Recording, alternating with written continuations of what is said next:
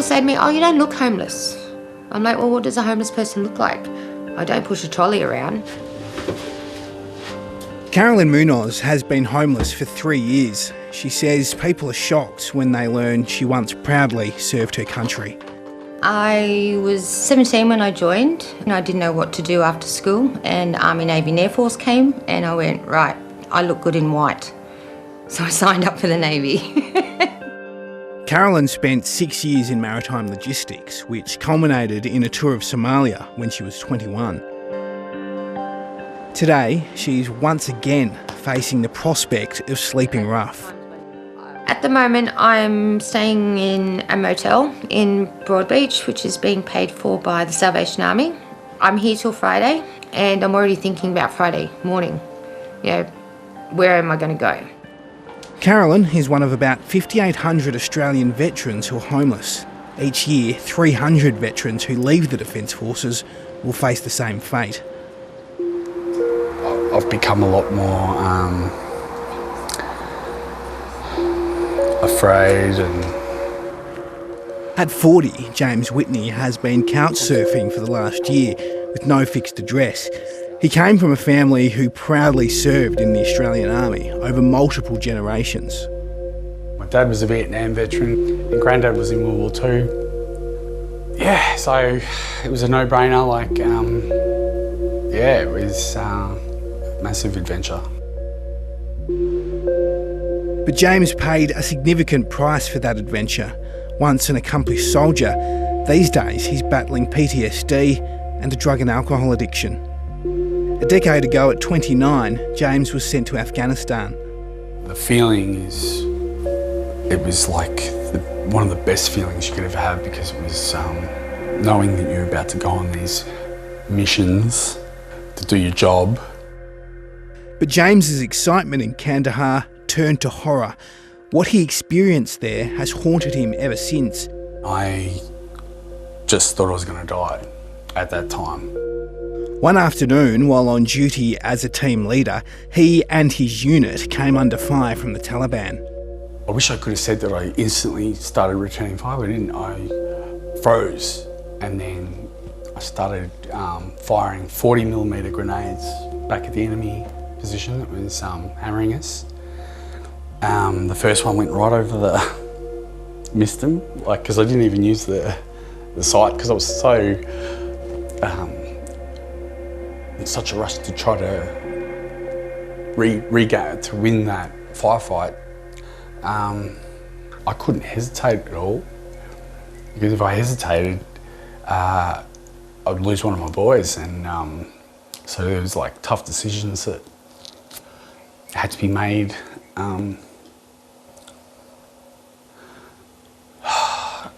And yeah, I mean, that was just part of the job. I think about it a lot.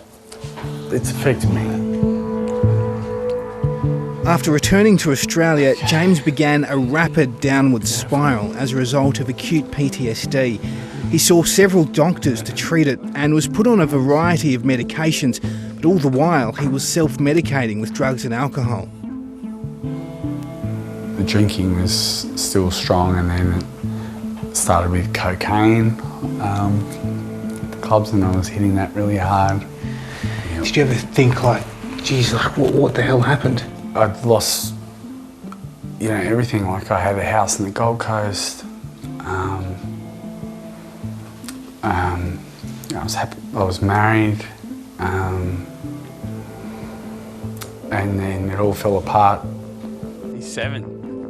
Veterans are 3 times more likely to end up homeless than the general population, according to a recent report issued by a homelessness charity. We've seen the government be prepared to say that we're going to send our representatives to that country to right the wrongs and to protect us from those people coming and harming us.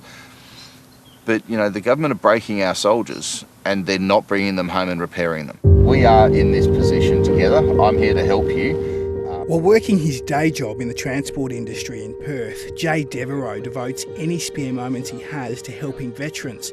Over the phone, he'll answer crisis calls and triage veterans into support.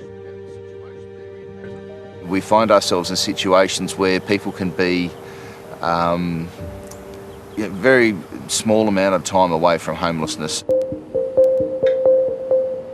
After leaving the Navy in 1995, Carolyn raised her daughter as a single mother, but in 2019 she suffered a breakdown, which she says was a result of traumatic experiences she had while stationed in Somalia. I went into the RSL and I said, hey, there's something wrong with my head, and I went to Somalia, I was in the Navy, can you help me? And they said, okay, yeah. She's been stuck in a nomadic cycle of homelessness ever since. What I have in my car is just my clothes and my service dog, and that is it. I've lost my independence, my confidence, my self-worth. It's horrible. The Department of Veterans Affairs now ensures that everyone who leaves the ADF is connected to services, but there are still thousands of veterans who aren't connected. And the DVA isn't a one-stop shop. It outsources its services to several organisations and charities, which can vary state to state. And many veterans have told us this can be confusing to navigate, especially when they're in the throes of drug and alcohol addiction, PTSD and depression, and of course homelessness. When James turned to the DVA, he was shocked by just how difficult it was to receive help. There's a lot of hoops you've got to jump through, and you're already dealing with anxiety and fear of not being able to survive in the future. A lot of my clients end up my clients because they don't want to deal with the DVA anymore. Matt Keogh has been the Minister in charge of the Veterans Affairs portfolio for almost a year and acknowledges the system needs improving. He's pledging $30 million to improve veteran housing services, which will be part of Labor's $10 billion housing plan. It's bricks and mortar, but it's also services to support our veterans at risk of homelessness and those that are experiencing homelessness. Carolyn Munoz is contemplating driving to another state. She's heard homeless services in Victoria may help her there. She's not hoping for much, just a safe space she can call home for a while. The high-rise out in front of me, I've been here for nearly 2 weeks, and at night time that high-rise is about 80% empty. Now, there is more high-rises being built, but they're all high-end. So we need affordable housing and we need veterans housing. Today, James Whitney considers himself one of the lucky ones.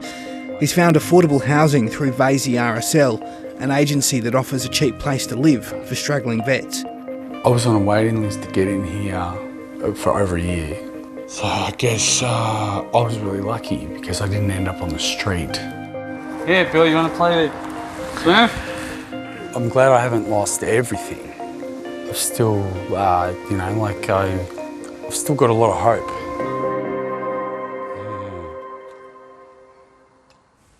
And if you're a veteran or serving member and you or your family need help, you can call the organisation Open Arms on 1800 011 046.